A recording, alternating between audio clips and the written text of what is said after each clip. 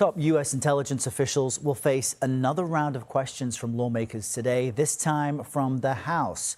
During yesterday's worldwide threats hearing before the Senate, Director of National Intelligence Tulsi Gabbard was pressed on Iran. Was it the assessment of the intelligence community that there was a, quote, imminent nuclear threat posed by the Iranian regime, yes or no? Senator, the only person who can determine what is and is not an imminent threat is the president. False. This is the worldwide threats hearing where you present to Congress national intelligence, timely, objective, and independent of political considerations. Andrew Boyd is the former director of the CIA's Center for Cyber Intelligence. He's also a CBS News contributor and joins us now. Andrew, good morning. Thanks for being with us.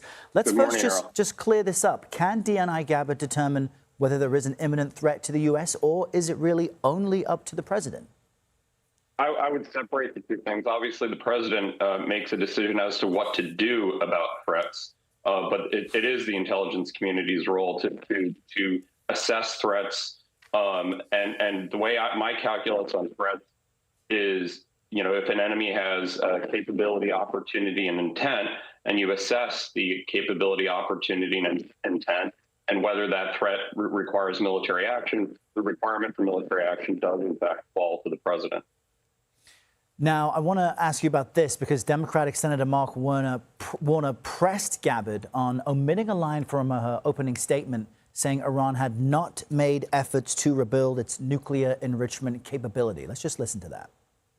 Was that because the president had said there was an imminent threat 2 weeks?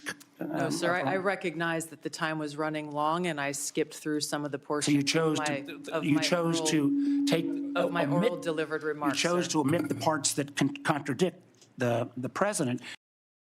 What are your thoughts on her reasoning there? Why might she have removed that line? Was it about brevity? I don't know. I mean, I retired from the government a couple of years ago, so I'm not party to her briefing prep. I would have been a couple of years ago. I do think there's a messaging issue here. If in fact, in June, in Operation Midnight Hammer, the nuclear capability of Iran was destroyed, then the threat there on those capabilities can't possibly be imminent.